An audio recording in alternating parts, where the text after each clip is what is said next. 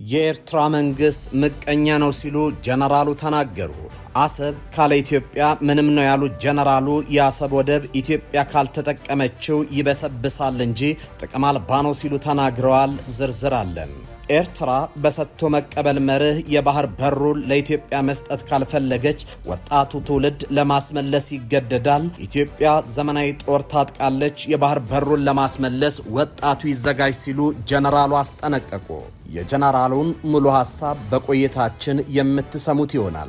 በዱባይ ቤት አለኝ ወርቅ ማውጣት ውስጥ ግን አልተሳተፍኩም ሲሉ ብርጋዴር ጀነራል ምግበይ ኃይሌ ተናገሩ። ከህወሓት ወታደራዊ አዛዦች አንዱ የሆኑት ብርጋዴር ጀነራል ምግበይ ኃይሌ በትግራይ ክልል ውስጥ በሚካሄደው ህገወጥ የማዕድን ማውጣት ስራ ውስጥ ምንም ተሳትፎ የለኝም ብለዋል። ታዛቢዎች ጀነራሉ በወታደር ደሞዝ ዱባይና በሀገሪቱ የተለያዩ አካባቢዎች እንዴት ከፍተኛ ሀብት ሊያፈሩ ቻሉ በማለት ጠየቁ ናቸው። ፎርብስ መጽሔት የኤርትራ የህወሓት ጀነራሎች በወርቅ ንግድ ተሳስረዋል ብሏል። በተለይም ወዲም በይተይን ጨምሮ የህወሓት ጀነራሎች በወርቅ ንግድ የከበሩ መሆናቸው ማጋለጡ ይታወሳል። የጀነራሉን ሐሳብ በቆይታችን የምትሰሙት ይሆናል። የትግራይ ተወላጆች ክልሉን ለቀው እየወጡ ነው ሲል ኤኤፍፒ ዘገበ። ወጣቶቹ ጦርነት ይቀሰቀሳል በሚል ስጋት ክልሉን ለቀው በመውጣት ላይ ናቸው። የህወሓት ሊቀመንበር የወጣቶቹ ትግራይን ክልል ቀው መውጣት መኮንናቸው ይታወሳል። የወጣቶቹ ስደት ህወሓትን አስደንግጧል። በዝርዝር ይዘነዋል። በመካከለኛው ምስራቅ በእስራኤልና በኢራን መካከል የተቀሰቀሰው ግጭት ከቀጠናው አልፎ ወደ አፍሪካ ቀንድና ቀይ ባህር እየተስፋፋ መምጣቱን ተከትሎ ኢትዮጵያ በአካባቢ ውስጥ የጂኦፖለቲካ ጨዋታ ውስጥ ወሳኝ ተዋናይ ሆና የመጣች መሆኑን የፈረንሳዩ የፖለቲካ መጽሔት ኤንፒአር ባወጣው አዲስ ጥናታዊ ዘገባ አመላከተ። ዝርዝር ይዘንበታል።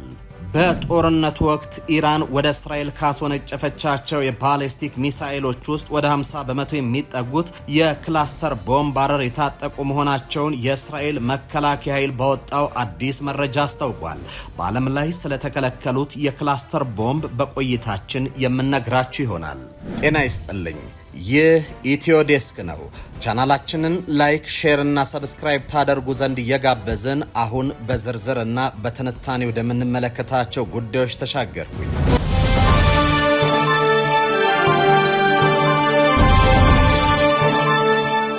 የኤርትራ መንግስት ምቀኛ ነው ሲሉ ጀነራሉ ተናገሩ።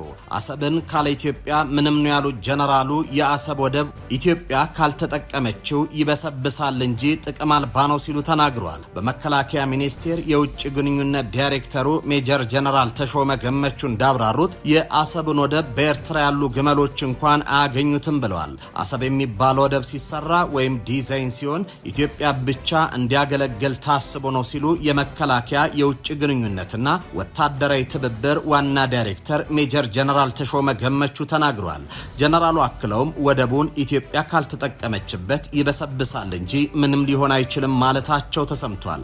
ሜጀር ጀነራል ተሾመ ገመቹ ይህን የተናገሩት የባህር በርና ወደብን አስመልክቶ በአድዋ ሙዚየም ተገኝተው በሰጡት ማብራሪያ ነው። 30 ደቂቃ ገደማ በሚሆነው ማብራሪያቸው ኢትዮጵያ እንኳን በሰጥቶ መቀበል ህግ በነፃ የባህር በር ይገባት ነበር ብለዋል። ለዚህም ገራቸው ሞሮኮ ለጎረቤት ሀገራት በነፃ የባህር በር መስጠቷን በምሳሌነት አንስተዋል። ሞሮኮ በምዕራብ ሰሃራ አካባቢ ላሉ ሀገሮች ጎረቤቶቻቸው ላሉ ሀገሮች በነፃ የባህር በር ሰጥታለች። ይህንን ለመድረክ ፍጆታ ሳይሆን እዚህ ሞሮኮ ኤምባሲ መጠየቅ ትችላላችሁ፣ ምንም ሳያስከፍሉ በነፃ።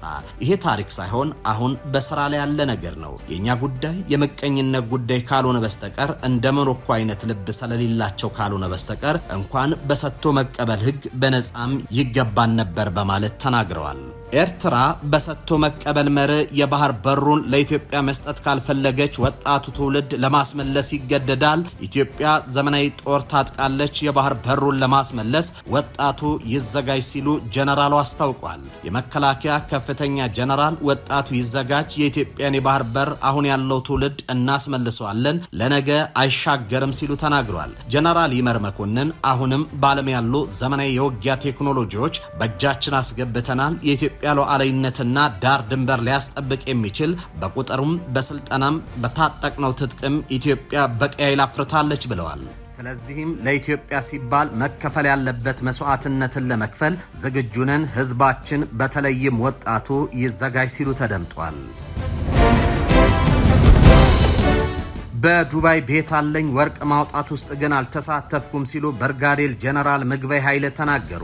ከህወሓት ወታደራዊ አዛዦች አንዱ የሆኑት ብርጋዴር ጀነራል ምግበይ ኃይሌ በትግራይ ክልል ውስጥ በሚካሄደው ህገወጥ የማዕድን ማውጣት ስራ ውስጥ ምንም ተሳትፎ የለኝም ብለዋል። ታዛቢዎች ጀነራሉ በወታደር ደሞዝ ዱባይና በሀገሪቱ የተለያዩ አካባቢዎች እንዴት ከፍተኛ ሀብት ሊያፈሩ ቻሉ በማለት እየጠየቁ ናቸው። ፎርብስ መጽሔት የኤርትራ የህወሓት ጀነራሎች በወርቅ ንግድ ተሳስሯል ብሏል። በተለይም ወዲም በይተኝ ጨምሮ የህወሓት ጀነራሎች በወርቅ ንግድ የከበሩ መሆናቸውን ማጋለጣቸው ይታወሳል። ጀነራሉ ከድምፅ ወያኔ ጋር ባደረጉ ቃለ ምልልስ የአካባቢውን አመራሮች መጠየቅ ይቻላል፣ እኔ በወርቅ ቢዝነስ ውስጥ አልገባውም፣ በዚህ ቢዝነስ ውስጥ እንደተሳተፍኩ ማስረጃ ካለ በህይወት እያለው ብቻ ሳይሆን ከሞትኩም በኋላ ተጠያቂ ልሁን የሚል ሀሳብ አስቀምጠዋል። በሌላ በኩል በዱባይ ቤት እንዳላቸው ሲነገር የቆየውን ግን አምነዋል። እንዲሁም ክረምትን ከ5 ልጆቻቸው ጋር በአሜሪካ እንደሚያሳልፉም ገልጸዋል። እሳቸው እንደተናገሩት አሁን በአዲስ አበባ ቤት አለኝ፣ በጥሩ ዋጋ ተከራይቷል፣ በመቀሌም ጭምር ቤት አለኝ በማለት አስረድተዋል። ከ2012 በፊት በፌዴራል መከላከያ ሰራዊት ውስጥ በጀነራልነት ሲሰሩ የነበሩት ምግበይ በወቅቱ የትራንስፖርት ድርጅት የትራንዚት ኩባንያ አስመጭነትና ላኪነት ስራ ላይ ተሰማርተው እንደነበር ገልጸው ጠቅላይ ሚኒስትር አብይ አህመድ ወደ ስልጣን ከመጡ በኋላ ሁሉንም ድርጅቶች ዘግተው ከልጆቻቸው ጋር ወደ ትግራይ መግባታቸውን አስረድቷል። ከኢትዮጵያ ውጪ ስላለው ድርጅታቸውም ሲገልጹ በዱባይ ጥሩ ቤት አለኝ፣ ከኮቪድ በፊት የገነባሁት ነው፣ እዚያ ቢሮም ነበረኝ ያሉት ጀነራል ምግበይ ከአንድ ልጃቸው በስተቀር ሌሎቹ በትግራይ ክልል ውስጥ አብረዋቸው እንደሚገኙ ገልጿል። ጀነራል ምግበይ ስለ ሀብታቸው መጠን ከገለጹ በኋላ ስለ ጦርነቱ በሰጡት መግለጫ ደግሞ የትግራይ ህዝብ ጦርነት አይናፍቅም፣ ጠላቶች ግን ወደ ጦርነት እየጋበዙት ነው፣ ወደ ሰላም የሚወስደው መንገድ እየዘጉ ያሉት እነሱ ናቸው ብለዋል። ሲቀጥሉም በትግራይ ውስጥ የሚጠናከር እንጂ የሚጠፋ ሰራዊት የለም፣ በዘመናዊ ወታደራዊ ስርዓት ውስጥ ትልቁ ችሎታ አስተሳሰብ ነው፣ የቲዲኤፍ አመራርም ዘመናዊ አስተሳሰብ ያለው ነው በማለት ከገለጹ በኋላ የትግራይ ህዝብን እንደ በፊቱ 360 ዲግሪ ዘግቼ አዋርዳቸዋለሁ ማለት አይቻልም ብለዋል። የጀነራሉ በወታደር ደሞዝ ይህንን ሁሉ ሀብት ማፍራት እያነጋገረ ይገኛል። የትግራይ ተወላጆች ከሰሜን ኢትዮጵያ ለቀው እየወጡ ነው ሲል ኤኤፍፒ ዘገበ። ወጣቶቹ ጦርነት ይቀሰቀሳል በሚል ስጋት ክልሉን ለቀው በመውጣት ላይ ናቸው። የህወሓት ሊቀመንበር የወጣቶቹን ትግራይ ክልልን ለቀው መውጣት መኮንናቸው ይታወሳል። የወጣቶቹ ስደት ህወሓትን አስደንግጧል። አዲስ የጦርነት ስጋት የትግራይ ተወላጆች ከሰሜን ኢትዮጵያ ለቀው እንዲወጡ እያደረገ ነው ሲል የፈረንሳይ ዜና አገልግሎት ኤኤፍፒ ዘግቧል። የዜና ወኪሉ በትግራይ ክልል መዲና መቀሌ በኩለ ሌሊት የጀርባ ቦርሳና ሻንጣ የያዙ በርካታ ወጣቶች ወደ አዲስ አበባ የሚወስዳቸውን አውቶቡስ መፈላለግ ላይ መሆናቸውን መመልከቱንም ገልጿል። በፌዴራል መንግስቱና በትግራይ ኃይሎች መካከል በተደረገውና ቢያንስ የ600 ሺህ ሰዎችን ህይወት በቀጠፈው የእርስ በርስ ጦርነት ውስጥ በትግራይ ኃይል በኩል በመሆን ተሳትፎ የነበረው የ23 ዓመቱ አቤል ለደህንነቱ ሲል ስሙ የተቀየረ ይላል ዘገባው አዲስ ግጭት መከሰቱ አይቀሬ መሆኑን እንደሚያሰጋው ተናግሯል። እዚህ መቆየት ከእንግዲህ ምንም ማስተማማኝ አይደለም የሚለው አቤል ሰዎች ሲሞቱ አይቻለው፣ ያንን ደግሜ ማየት አልፈልግም፣ ጦርነቱ ዳግም እንዲደርስብኝ አልፈልግም ሲል ስጋቱን ለኤፍፒ ገልጿል። የመካከለኛው ምስራቅ ቀውስ ዓለምን እያነጋገረ ባለበት በዚህ ወቅት በቀይ ባህር ቀጠና በአፍሪካ ቀንድ ሌላ ግጭት እያንዣበበ እንደሚገኝና የፌዴራልና የትግራይ ኃይሎች በሰሜን ኢትዮጵያ ድንበር አካባቢ ዳግም ኃይላቸውን እያከማቹ መሆኑን ዘገባው አመላክቷል። እንደ ዘገባው ገለጻ ትክክለኛ ቁጥር ባይታወቅም ከጦርነቱ በፊት የ6 ሚሊዮን ህዝብ መኖሪያ ከነበረችው ከትግራይ ክልል በመቶዎች የሚቆጠሩ ሰዎች በየቀኑ በአውቶቡስና በአውሮፕላን እየወጡ ይገኛሉ ሲል ዘገባው አክትቷል። የሶማሌ ክልል የቀድሞ ፕሬዝዳንት አብዲ ኢሌ በአዳዲስ ወንጀሎች ሊጠየቁ መሆኑ ተገለጸ። የሶማሌ ክልል ምክር ቤት በሶማሌ ክልል የሚፈጸሙ አሰቃቂ ወንጀሎችን የሚያጣራ ገለልተኛ ጣሪ ኮሚሽን በማቋቋሙ በቀድሞ የክልሉ ፕሬዝዳንት አቶ አብዲ መሐመድ ኦመር አብዲ ኢሌና ግብረ አበሮቻቸው ላይ ሲያካሂድ የቆየው ምርመራ ማጠናቀቁን አስታውቋል። ኮሚሽኑ ባወጣው መረጃ መሰረት የቀድሞ ፕሬዝደንት በ8 ዓመታት የስልጣን ዘመናቸው በተፈጸሙ ከ57,000 በላይ የተለያዩ ወንጀሎች ላይ ምርመራ ተደርጎባቸዋል። የምርመራው ዝርዝርና የተገኙ ውጤቶች እንደሚያመላክቱት ገለልተኛ አጣሪ ኮሚሽን ላለፈው 3 ዓመታት በክልሉ የተለያዩ አካባቢዎች ባደረገው ጥልቅ ማጣራት በአቶ አብዲ ኢሌ አስተዳደር ዘመን የተፈጸሙ አሰቃቂ የሰብአዊ መብት ጥሰቶችን መዝግቧል። በሪፖርቱ ከተካተቱት ዋና ዋና ወንጀሎች መካከል የጅምላ ጭፍጨፋና ግድያ፣ በንጹሃን ዜጎች ላይ የተፈጸሙ ህገወጥ ግድያዎች፣ አስገድዶ መድፈር፣ በሴቶች ላይ የተፈጸሙ መጠነ ሰፊ የጾታ ጥቃቶች፣ ህገወጥ እስርና ስቃይ፣ በተለይም ጄል ኦጋዴን በሚባለው እስር ቤት ይፈጸሙ የነበሩ ኢሰብአዊ አያያዞች፣ ሙስናና ንብረት ውድመት፣ የክልሉን ሀብት ለግል ጥቅም መዋልና የዜጎችን ንብረት ማውደም ተጠያቂ ያደርጓቸዋል። ይህም አቶ አብዲ ኢሌ ከዚህ ቀደም ከተጠየቁበት የጅጅጋ ሁከት በተጨማሪ በመላው የሶማሌ ክልል ለተፈጸሙት መጠነ ሰፊ ወንጀሎች በድጋሚ ለህግ እንዲቀርቡ መንገድ የሚከፍት ነው። የክልሉ ምክር ቤትና አጣሪ ኮሚቴው በቅርቡ የወንጀል ፈጻሚዎችን ስም ዝርዝር ይፋ እንደሚያደርግ ይጠበቃል። ይህም እርምጃ በክልሉ ለዓመታት የቆየውን የፍትህ መጓደል ለመፍታትና ለተበዳዮች ካሳ ለመስጠት የሚደረገው ጥረት አካል መሆኑ ተመላክቷል። በመካከለኛው ምስራቅ በእስራኤልና በኢራን መካከል የተቀሰቀሰው ግጭት ከቀጠናው አልፎ ወደ አፍሪካ ቀንድና ቀይ ባህር እየተስፋፋ መምጣቱን ተከትሎ ኢትዮጵያ በአካባቢው የጂኦፖለቲካ ጨዋታ ውስጥ ወሳኝ ተዋናኝ ሆና እየወጣች መሆኑን የፈረንሳዩ የፖለቲካ መጽሔት ኤንፒአር ባወጣው አዲስ ጥናታዊ ዘገባ አመላከተ። በኢራን ላይ የተመሰረተው ሚስጥራዊ ጥምረት በሚል ርዕስ ይህ ያወጣው ትንተና ኢትዮጵያ በቀይ ባህር ደህንነት ዙሪያ ያላት ሚና የሚቀይሩ ዋና ዋና ነጥቦች እንዳሷል። የመጀመሪያው የባብል መንደቦች መሰጋትና የኢትዮጵያ አስፈላጊነትን ይዳስሳል። የዓለም ንግድ ቁልፍ መተላለፊያ የሆነው የባብል መንደቦች መጥ በኢራን በሚደገፉ የሁቲ አማጽያን ጥቃት ስር መውደቁ ዓለም አቀፍ ንግድ መርከቦች ረዥምና ውድ የሆነውን የደቡብ አፍሪካ መስመር እንዲጠቀሙ አስገድዷቸዋል። በዚህ ወቅት እስራኤል የኢራንን ተጽዕኖ ለመመከት በሰው ኃይል የበለጸገና ወታደራዊ አቅም ያላት ኢትዮጵያን እንደ ወሳኝ አጋር እየተመለከተቻት መሆኑን ዘገባው ይገልጻል። የፕሬዝደንት ይስሐቅ ሄርዞግ የአዲስ አበባ ጉብኝትም የዚህ ስልታዊ መቀራረብ አካል ተደርጎ ተወስዷል። የኢትዮጵያ የባህር በር ፍላጎትና ስልታዊ ቅንጅት በሁለተኛነት ተነስቷል። ኢትዮጵያ በሉዓላዊነት መንገድ የባህር በርን ለማግኘት የምታደርገው ጥረት የቀጠናውን የፖለቲካ ስሌት ማዕከል ያደረገ ነው። እንደ ዘገባው ትንተና ኢትዮጵያ ከእስራኤልና ከተባበሩት አረብ ኤሚሬትስ ጋር በሚስጥር የምታደርገው ቅንጅት ሁለት ዋና ዋና ጥቅሞችን ሊያስገኝላት ይችላል። የባህር ኃይል ተጽዕኖ ከአጋሮቿ ጋር የምታደርገው ስልታዊ ትብብር በባህር ላይ ያላትን ተሰሚነት ሊጨምራላት ይችላል። ዓለም አቀፍ ጫና መቀነስ ሌላኛው ሲሆን ይህ ጥምረት ኢትዮጵያን በቀጥታ ከዓለም አቀፉ ማህበረሰብ የሚመጣባትን ተቃውሞ በመቀነስ በቀጠናው ያላትን ጥቅሞችን እንድታስከብር እድል ይሰጣታልም ተብሏል። ጀነራል አልቡርሃን ከሚመራው የሱዳን ብሔራዊ ጦር ጎን ተሰልፈው በሱዳን የእርስ በርስ ጦርነት የሚሳተፉ 12 የሚጠጉ ታጣቂ ቡድኖች በኤርትራ መንግስት እንደሚሰለጥኑና እንደሚታጠቁ ደ ሱዳን ታይምስ የተሰኘው የሚዲያ አውታር ዘገበ።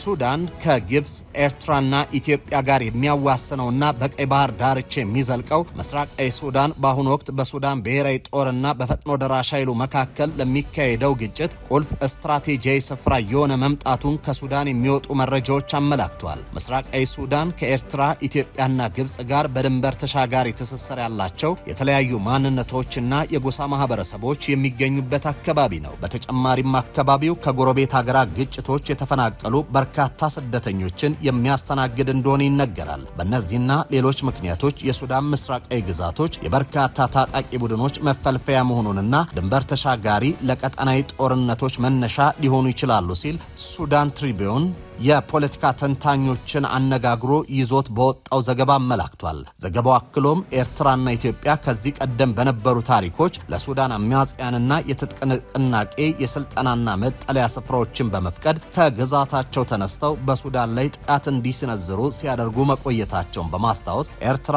አሁን ላይ ለበርካታ ታጣቂ ቡድኖች ሰፊ ወታደራዊ ድጋፍ እያደረገች መሆኑን ገልጿል። ሱዳን ታይምስ በበኩሉ አንድ የአፍሪካ ቀንድ ቀጠናዊ ተንታኝን ጠቅሶ እንዳሰፈረው በሱዳን በሱዳን እየተካሄደ ባለው የእርስ በርስ ጦርነት ሳቢያ የተለያዩ ፍላጎት ያላቸው ታጣቂ ቡድኖች መበራከታቸውና በጎሳዎች መካከል ያለው ጥልቅ የስልጣንና የሀብት ፉክክርን ተከትሎ ኤርትራ በርካታ ታጣቂ ቡድኖችን በማሰልጠንና በማስታጠቅ በሱዳን የእርስ በርስ ጦርነት እጇን እንድታስረዝም እድል ፈጥሮላታል ብሏል። ቀጠናው ለውጭ ሀገራት ሽኩቻ በተለይም በኤርትራና በኢትዮጵያ መካከል ላለው ውጥረት ተጋላጭ ሆኗል ያለው የሱዳን ታይምስ ዘገባ ምስራቃዊ ሱዳን ለቀጠናዊ የኃይል ፍልሚያዎችና የውክልና ጦርነት ምቹ ሜዳ እየሆነ መጥቷል ብሏል። በጀነራል አብዱልፈታህ አልቡርሃን የሚመራው የሱዳን ጦር ሳፍ ደግፈው የሚዋጉና በኤርትራ ስልጠናና ትጥቅ እያገኙ እንደሆነ የተነገረላቸው ሁለት ታጣቂ ቡድኖች የተፈጠሩት የሱዳን የእርስ በርስ ጦርነት ከጀመረ በኋላ መሆኑን ሱዳን ታይምስ አያይዞ ዘግቧል። በኤርትራ መንግስት ወታደራዊ ስልጠናና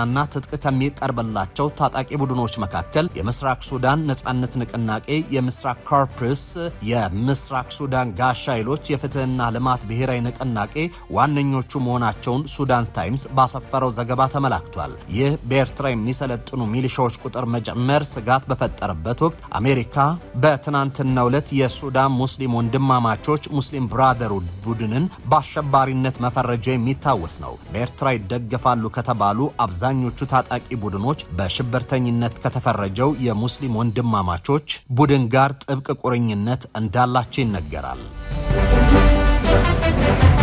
በጦርነቱ ወቅት ኢራን ወደ እስራኤል ካስወነጨፈቻቸው የባሊስቲክ ሚሳኤሎች ውስጥ ወደ 50 በመቶ የሚጠጉ የክላስተር ቦምባረር የታጠቁ መሆናቸውን የእስራኤል መከላከያ ኃይል ባወጣው አዲስ መረጃ አስታወቀ።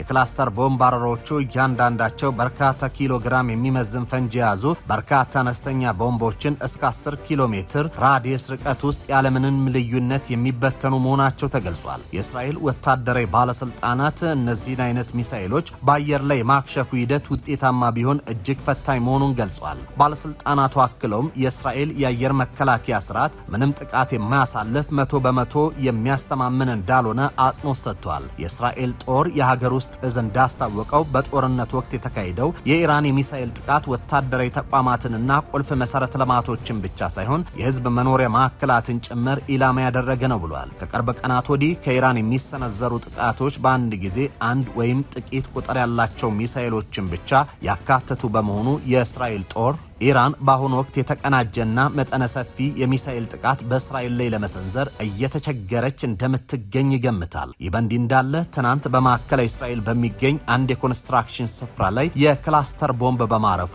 የሁለት ሰዎች ህይወት ማለፉ ተዘግቧል። በሌላ የማዕከላዊ እስራኤል አካባቢ ደግሞ አንድ ሰው ላይ ከባድ የመቁሰል አደጋ የደረሰ ሲሆን በበርካታ ሰዎች ላይ ቦምቦች ማረፋቸውን፣ የንብረት ውድመት መድረሱን የወጡ ሪፖርቶች አመላክተዋል። በጋሞ ዞን አስተዳደር በተለያዩ አካባቢዎች በጣለው ከባድ ዝናብ ምክንያት በተለይም በጋማ አካባቢዎች በተከሰተ የናዳና የጎርፍ አደጋ የ30 ወገኖች ህይወት ማለፉን የዞኑ አስተዳደር የተሰማው መሪር ሐዘን ገለጸ። በደረሰው ድንገተኛ አደጋ ህይወታቸውን ባጡ ወገኖች የተሰማውን ጥልቅ ሐዘን እየገለጸ ለአደጋው ሰለባ ቤተሰቦች፣ ወዳጅ ዘመዶችና ለመላው የዞኑ ህዝብ መጽናናትን ተመኝቷል። አስተዳደሩ በአሁኑ ወቅት በአደጋው የተጎዱ ወገኖችን ለመርዳት ተጨማሪ ጉዳት እንዳይደርስ አስፈላጊው ክትትልና ድጋፍ እያደረገ እንደሚገኝም አስታውቋል። ህዝባችንም መሰል ተፈጥሯዊ አደጋዎች ከመከሰታቸው በፊት አስፈላጊውን ጥንቃቄ እንዲያደርግ መልእክትም አስተላልፋለሁ ብሏል። ኢትዮ ዴስክ ሚዲያ ለሟች ቤተሰቦች መጽናናቱን ይመኛል። ተመልካቾች ለሰዓቱ ያዝናቸው ዜናዎች እኚህ ነበሩ። በያላችሁበት ሰናይ ጊዜ